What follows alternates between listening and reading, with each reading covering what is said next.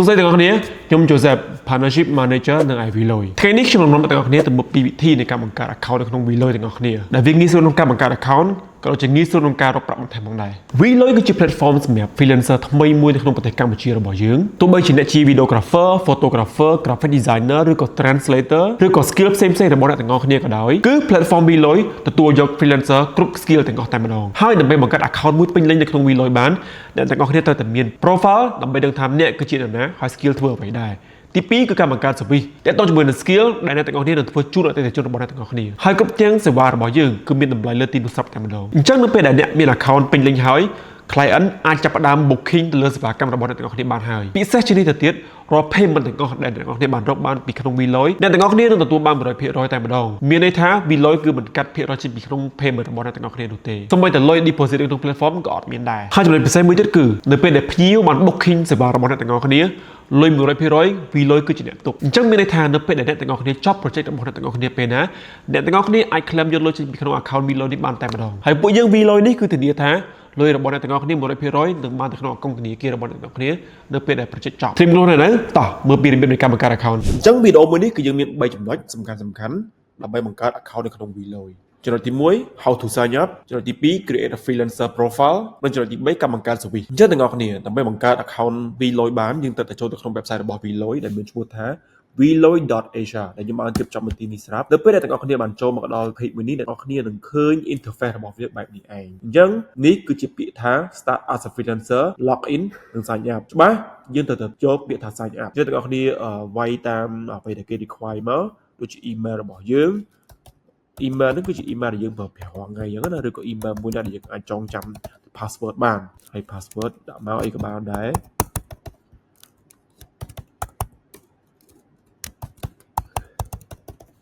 ហើយបន្តមកលេខទូរស័ព្ទរបស់យើងលេខទូរស័ព្ទកន្លែងនេះគឺជាលេខទូរស័ព្ទដែលតាក់ទងជាមួយនឹង Telegram របស់យើង804093អូខេបន្ទាប់ពីធ្វើហើយកុំភ្លេច click កន្លែងនេះផងដើម្បី accept term និង policy របស់គេអូខេទាំងអស់គ្នាអញ្ចឹងរងចាំបន្តិចអញ្ចឹងនៅពេលដែលយើងបាន complete ហើយនឹងមានសារមួយគេប្រាប់ថា register complete ហើយដើម្បី log in ចូលបានអ្នកទាំងអស់គ្នាត្រូវតែចូលទៅក្នុង email របស់យើងទៅក្នុង email របស់យើងអ្នកទាំងអស់គ្នានឹងឃើញបែបនេះឯងការ send email មួយដើម្បីបញ្ជាក់ពីការ approve របស់account របស់យើងអញ្ចឹងមានដំណរមួយដែលអ្នកទាំងអស់គ្នាត្រូវចុចលើដំណរមួយនេះដើម្បីទៅកាន់ tab ថ្មីមួយទៀតហើយអ្នកទាំងអស់គ្នានឹងអាច log in ចូលបានដែរអូខេទាំងអស់គ្នាអញ្ចឹងវានឹងឃើញរូបរាងបែបនេះឯងsuggestion របស់ខ្ញុំអ្នកទាំងអស់គ្នាមក dashboard របស់ Vision មក home Vision ក៏បានដែរអានេះចាំ complete តាមក្រោយក៏បានដែរអត់អីទេ yes នេះគឺជា home របស់ Vloy មានរូបរាងបែបនេះឯងអញ្ចឹងឥឡូវយើងបង្កើត account នៅក្នុងនឹងហើយប៉ុន្តែយើងអត់ទាន់មានអីទាំងអស់ទៅទេស្អាតរូបថតក៏អត់មានដែរយើងទៅរក dashboard របស់វាប៉ុន្តែមុនទៅរក dashboard ហ្នឹងកន្លែងនេះគឺជាកន្លែងដែលយើងអាចស្វែងរក dashboard បានហើយកន្លែង logo Telegram នេះវិញគឺជាកន្លែងដែលយើងអាចតាក់ទងទៅកាន់ team support របស់ Vloy បានអញ្ចឹងទាំងអស់គ្នាគ្រាន់តែចុចទៅលើ logo ហ្នឹងទៅអ្នកទាំងអស់គ្នានឹង link ទៅកាន់ chat រវាងអ្នកទាំងអស់គ្នាជាមួយនឹង team របស់ Vloy ហើយអាហ្នឹងអ្នកទាំងអស់គ្នាអាចខ្លួនឯងបានខ្ញុំនឹងនាំអ្នកទាំងអស់គ្នាទៅកាន់ dashboard នីមួយៗរបស់វាថាវាមានអីសំខាន់ខ្លះនេះគឺជា dashboard របស់ Vloyដែលអ្នកទាំងអស់គ្នាបានឃើញដុល្លារមួយនេះគឺវាបញ្ជាក់អំពីទឹកប្រាក់ដែលអ្នកទាំងអស់គ្នានឹងធ្វើបាននៅក្នុង Vloy មានន័យថាប្រសិនបើអ្នកទាំងអស់គ្នាមានភ្ញៀវមានអីហើយអ្នកទាំងអស់គ្នាបានធ្វើការរៀបរាប់ជាមួយនឹង Vloy គេនឹង send ទឹកលុយរបស់អ្នកទាំងអស់គ្នាចូលមកក្នុង account របស់ Vloy របស់អ្នកទាំងអស់គ្នាហ្នឹងហើយទៅដល់ជាមួយនឹងពាក្យថា dashboard ខាងក្រោមនេះយើងមាន post service យើងមាន complete service អីចឹងទៅដែលអ្នកទាំងអស់គ្នាបានឃើញប៊ូតុងបន្ទាប់មួយទៀតគឺជា message កន្លែងនេះគឺជាសាររបស់អ្នកជាមួយនឹងភ្ញៀវរបស់អ្នកទាំងអស់គ្នាអញ្ចឹងប្រសិនបើមានសារអីគេនឹង message មកតាមនេះឯងប៉ុន្តែខ្ញុំជឿជាក់ថាភ្ញៀវ message ទៅអ្នកទាំងអស់គ្នាតាម Telegram ច្រើនជាងសារមួយនេះព្រោះមែនតើសារនេះគេ message ដែរប៉ុន្តែអ្វីដែលគេងាយស្រួលតាក់ទងជាងគឺ Telegram អញ្ចឹងទាំងអស់គ្នាអាច keep alert ជាមួយនឹងនេះដូចគ្នាក៏បាន keep alert ជាមួយនឹង Telegram របស់អ្នកទាំងអស់គ្នាក៏បានដែរប៊ូតុងបន្ទាប់គឺ profile កន្លែងនេះអ្នកទាំងអស់គ្នាត្រូវតែមាន information គ្រប់យ៉ាងដែលគេត្រូវការដើម្បីអីដើម្បីឲ្យភ្ញៀវឃើញថាយើងគឺជាមនុស្សពិត account ពិតមិនមែនជា account fake មកពីណានោះទេក្នុងនោះដែរមាន experience skill អីចឹងទៅបន្តិចទៀតខ្ញុំនឹងនាំអ្នកទាំងអស់គ្នាទៅកាន់កន្លែងហ្នឹង មួយតែម្ដងងាយស្រួលទាំងអស់គ្នាថាហើយនឹងគួរតែបំពេញខ្លះតែតង់ជាមួយនឹងបន្ទាប់គឺសវិសតែតង់ជាមួយនឹងសវិសនេះផងដែរសវិសគឺជាកន្លែងដែលសំខាន់ជាងគេដែរពីព្រោះតើតែមានសវិសបើភ្ញៀវអាចទិញទៅកាន់សេវារបស់យើងបានបើអត់មានសវិសទេមានតែ account ភ្ញៀវអត់ដឹងថាទិញអីគេទេអញ្ចឹងទាំងអស់គ្នាកុំភ្លេចកន្លែងសវិសនេះគឺសំខាន់មែនទែនហើយកន្លែង my service នេះអត់មានអីទេតែតជាមួយនឹងអ្វីដែលទាំងអស់គ្នាបានបង្កើតហ្នឹងឯងមានន័យថាប្រសិនបើអ្នកទាំងអស់គ្នាបង្កើត service rấtតែច្រើនមានន័យថាអ្នកទាំងអស់គ្នានឹងអាចប្រើប្រាស់ skill របស់អ្នកទាំងអស់គ្នាយូរមើលទៅច្រើនឧទាហរណ៍ថាអ្នកទាំងអស់គ្នាអាចធ្វើបាននេះខ្លះ video photo graphic designer edit video អញ្ចឹងទៅអ្វីដែលអ្នកទាំងអស់គ្នាបានធ្វើបានហ្នឹងអ្នកទាំងអស់គ្នាអាច highlight service របស់អ្នកទាំងអស់គ្នានៅក្នុងនោះបានតែតចំណុចមួយទៀតគឺ finance កន្លែងនេះវាពាក់ព័ន្ធជាមួយនឹងលុយកាក់របស់អ្នកទាំងអស់គ្នាដែលអ្នកទាំងអស់គ្នាបានធ្វើការជាមួយនឹងខាងពួកយើងឧទាហរណ៍ថាអ្នកទាំងអស់គ្នាបានធ្វើការជាមួយនឹង Vloy ទទួលបានប្រាក់$100ចុះឧទាហរណ៍ណាអញ្ចឹង$100នេះនឹងឃើញនៅក្នុងកន្លែងនេះឯងនេះតែច្បាស់ថាអ្នកទាំងអស់គ្នាអត់ទាន់បានដកចេញទេលុយទៅនៅនឹងដែរអញ្ចឹងវានឹងឃើញនៅលើនឹងឯងហើយអ្នកទាំងអស់គ្នាកុំភ័យឬនៅអត់បាត់តាទេនៅតែនឹងបើសិនមកទាំងអស់គ្នាអត់ប្រហែលដក withdraw កន្លែងនេះយើងអាចបញ្ជាក់អំពីការដកទឹកប្រាក់របស់យើងបានអញ្ចឹងមានថាយើងអាចដកលុយបានប្រមាណក៏បានដែរទៅតាមទឹកប្រាក់របស់ដែលយើងរកបានមានថាដកនៅក្នុងចន្លោះហ្នឹងណាកន្លែង pending clearance នេះតើតជាមួយនឹងលុយកាក់ដែលគេអត់ទាន់ clear យើងអញ្ចឹងវាមាន tracking ទាំងអស់អញ្ចឹងអ្នកទាំងអស់គ្នាអត់ពិបាកក្នុងការ tracking ទៅលើpayment របស់អ្នកទាំងអស់គ្នាជាមួយនឹង peer របស់អ្នកទាំងអស់គ្នាហើយកន្លែងនេះផងដែរតើតជាមួយនឹងលុយដែលយើងនៅសល់ដែលយើងអាចដកបានអញ្ចឹងអ្នកទាំងអស់គ្នាអាច tracking ទៅលើ payment របស់អ្នកទាំងអស់គ្នាបានហើយអញ្ចឹងអត់បារម្ភថាតើលុយរបស់យើងសល់ប៉ុន្មានអីប៉ុន្មានហើយមួយទៀតតើតជាមួយនឹង payment ដូចគ្នាដែរអ្នកទាំងអស់គ្នាអត់មានតែការ deposit នៅក្នុង platform នេះមួយទេមានន័យថាអ្នកទាំងអស់គ្នាអាចដកលុយបានជាទាំងអស់ពីក្នុងនេះតែម្ដងមាន payout history ក៏មាន payout setting ក៏មានដែរមានទាំងអស់អញ្ចឹងកន្លែងហ្នឹងវាងាយស្រួលមែនទែនសម្រាប់អ្នកទាំងអស់គ្នាប៊ូតុងផ្សេងៗទៀតដូចជា favorite អីហ្នឹងវាដូចជាមិនសូវសំខាន់ប៉ុន្មានដែរការ change password ការ delete profile log out អីចឹងទៅអញ្ចឹងប៊ូតុងដែលសំខាន់ជាងគេតែប្រហែលតែខាងលើហ្នឹងយើងបានរៀបរាប់ជូនអ្នកទាំងអស់គ្នាហើយយើងចូលម្ដងក្នុងការបង្កើត profile តែម្ដងអញ្ចឹងការបង្កើត profile ហ្នឹងគឺដូចជាការដែលយើងpresent ខ្លួនឯងទៅឲ្យភ្ញៀវស្គាល់អញ្ចឹងថាតើយើងជាអ្នកគេយើងបានធ្វើអីខ្លះ skill របស់យើងមានអីខ្លះរបៀបអញ្ចឹងណាយើងទៅ view my profile សំទោសកន្លែងនេះមិនត្រូវ profile អញ្ចឹងទាំងអស់គ្នាខ្ញុំតម្រុំតែទាំងអស់គ្នារបៀបនៃការធ្វើ profile ហ្នឹងអាចធ្វើយ៉ាងម៉េចគេដំបូងអ្នកទាំងអស់គ្នាត្រូវតែមានរូបថតរបស់អ្នកទាំងអស់គ្នាពិតប្រាកដមួយហើយខ្ញុំបានរៀបចំវារួចរាល់ហើយរូបហ្នឹងអ្នកទាំងអស់គ្នាគួរតែប្រើរូបពេញមុខដែលយើងមើលឃើញមុខច្បាស់កុំប្រើចំហៀងឬក៏តុកតាអីវាអត់ត្រូវទេពីព្រោះភ្ញៀវគេមកយើងដើម្បីធ្វើការអញ្ចឹងអ្នកទាំងអស់គ្នាគួរតែមានរូបមួយច្បាស់លាស់ហើយតើតជាមួយនឹងឈ្មោះដូចគ្នាឈ្មោះអ្វីអញ្ចឹងណាតាមឈ្មោះចឹងទៅឈ្មោះមនីឧត្តមទៅហើយ location របស់ខ្ញុំ location កន្លែងនេះវាពាក់ព័ន្ធជាមួយនឹងថាតើអ្នកទាំងអស់គ្នាចង់បដោតការងាររបស់អ្នកទាំងអស់គ្នាទៅណាខ្លះអញ្ចឹងបើសិនបើអ្នកទាំងអស់គ្នាចង់បដោតទៅលើការងារទូទាំងប្រទេសកម្ពុជាអូខេដាក់មក all Cambodia ឬក៏អ្នកទាំងអស់គ្នាចង់ specific តែកន្លែងណាមួយអ្នកទាំងអស់គ្នាអាចជ្រើសរើសបានអញ្ចឹងសម្រាប់ខ្ញុំ suggestion ឲ្យអ្នកទាំងអស់គ្នាដាក់ all Cambodia ទៅវាងាយស្រួលទីផ្សាររបស់យើងទលាយ email ដូចគ្នាអញ្ចឹងគឺជា email ដែលយើងបានសាច់អាប់បាញ់លេខទូរស័ព្ទគឺជាលេខដែលយើងភ្ជាប់ជាមួយនឹង Telegram របស់យើង job title របស់យើងតែយើងគឺជាអ្វីខ្ញុំឧទាហរណ៍ថាខ្ញុំគឺជា photographer ចុះសម្រាប់អង់គ្លេសខ្ញុំអាចដាក់ថាអូខេ conversation ទៅល្មមទៅហើយ category របស់ខ្ញុំគឺជាអីគេ photography កន្លែង type កន្លែងនេះ type មានន័យថាអ្នកខ្លះទៅគាត់អាច sign up នៅក្នុង Vloy គឺជា team ពីព្រោះអីឧទាហរណ៍ថា freelancer ខ្លះគាត់មិនជា freelancer តែម្នាក់ឯងទេគាត់ដើរជា team អញ្ចឹងអ្នកទាំងអស់គ្នាអាចយកពាក្យថា agency freelancer ប៉ុន្តែបើសិនបើទាំងអស់គ្នាជា freelancer individual ចុះដាក់មក freelancer individual អញ្ចឹងកន្លែងនេះគឺជា description របស់យើង description របស់យើងកន្លែងនេះមានន័យថាគឺជាអ្វីដែលយើងចង់ប្រាប់ទៅភ្ញៀវថាតើយើងជាពីណាគេយើងបានធ្វើអីខ្លះក្នុង career របស់យើងនឹងតើប្រហែលឆ្នាំរបៀបអញ្ចឹងណារបៀបយើង present ខ្លួនឯងអញ្ចឹងណាអញ្ចឹងខ្ញុំក៏បាន copy ទុកឲ្យដែរអូខេទាំងអស់គ្នាអញ្ចឹងខ្ញុំសរសេរអានេះទុកឲ្យស្រាប់អញ្ចឹងដល់ពេលក្បាលវាខាត់ពេលយូរអញ្ចឹងណា 5 year experience តានេះខ្ញុំនេះទេខ្ញុំរៀបចំ story ទេមិនតែខ្ញុំមិនជា photographer ទេអូខេទាំងអស់គ្នាអញ្ចឹងយើងមកទៀតមកយើងយកពាក្យថា show កុំហាយយើងទៅពាក្យថា show off មានន័យថាយើងបង្ហាញដើម្បីអូនរបស់យើងទៅកាន់ភ្ញៀវរបស់យើងគេបានឃើញដូចគ្នាហើយតាក់ទងជាមួយនឹង media របស់យើងផុសមករូបថតក៏បានអីក៏បានដែរដែលយើងថតធ្វើពីមុនមកយើងផុសអី 4-5 មុខចោលទៅតែ make sure ថាប្រសិនបើរូបថតក្រោម10មេប្រសិនបើវីដេអូក្រោម100មេអានឹងវាជាអ្វីដែល platform require experience កន្លែងនេះអ្នកទាំងអស់គ្នាអាចដាក់មក at least ក៏មាន3 experience ដែរដែលអ្នកទាំងអស់គ្នាធ្វើការពីមុនអូខេឧទាហរណ៍ថាខ្ញុំពីមុនខ្ញុំធ្លាប់ធ្វើឲ្យអាទិត្យមុនចោះគេធ្វើការឲ្យពីណាគេឲ្យខាង Tiger ឬក៏អីចឹងទៅឧទាហរណ៍ណាយើងដាក់ថ្ងៃដាក់ខាងទៅដាក់មិនក៏បានដែរទីសោះលើយើងទេបន្ទាប់មក company អីគេកន្លែង experience កន្លែងហ្នឹងមានន័យថាឧទាហរណ៍បើសិនមកយើង មានរត់តែច្រើនវាងាយស្រួលសម្រាប់យើងក្នុងការឲ្យភ្ញៀវចាប់អារម្មណ៍ជាមួយនឹង profile របស់យើងតា photo event ដូចទៅ event ណា អូខេ experience ទី2 Red Bull ថ្ងៃថាថ្ងៃអាទិត្យមុនចុះ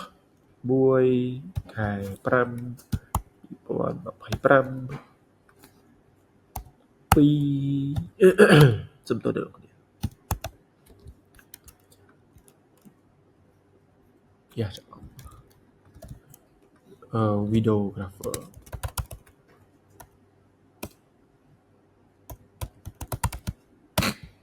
okay shooting video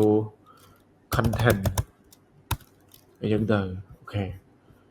ហើយយើងអាច experiment មួយទៀតមក video និយាយទៅកន្លែងហ្នឹងអ្នកទាំងអស់គ្នាដាក់ថ្ងៃណាក៏បានដែរមិនអីទេឲ្យតែអ្នកទាំងអស់គ្នាធ្វើការជាមួយនឹងក្រុមហ៊ុនតាមមួយដែលអ្នកទាំងអស់គ្នាថប់ធ្វើការជាមួយអញ្ចឹងណា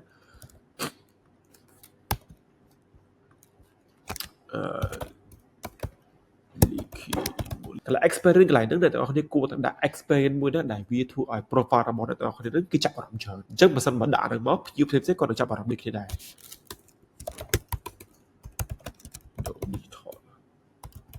មកដល់ skill ខាងក្រោមនេះអ្នកទាំងអស់គ្នាគួរតែដាក់ skill បន្ថែមដូចឥឡូវខ្ញុំចេះ Photoshop ចុះអូខេតើការប្រើប្រាស់ Photoshop របស់ខ្ញុំនឹងប្រហែល%ខ្ញុំដាក់ 90% ទៅអូខេដាក់តែមួយក៏បានដែរបើសិនបើយើងមានតែមួយនេះគាត់ជាឧទាហរណ៍អូខេហើយកន្លែង take នេះក៏សំខាន់ដែរពីព្រោះអីនៅពេលដែលយើងដាក់ take នៅពេលដែលភ្ញៀវគាត់រកសេវាណាមួយគាត់អាចចេញពាក្យថា keyword ណាអញ្ចឹង profile របស់អ្នកទាំងអស់គ្នានឹង pop up នៅលើអ្វីដែលគាត់កំពុងតែ research នឹងឯងអូខេប៉ុណ្្នឹងបានខ្ញុំ save profile របស់ខ្ញុំអូខេអញ្ចឹងនៅពេលដែលយើងធ្វើហើយ profile របស់យើងនឹង has been successful ហើយយើងអាច review បានលើនេះអញ្ចឹងវានឹងឃើញបែបនេះឯងរូបរបស់យើង title របស់យើងកន្លែងដែលយើងធ្វើការ shape របស់យើងអង់គ្លេស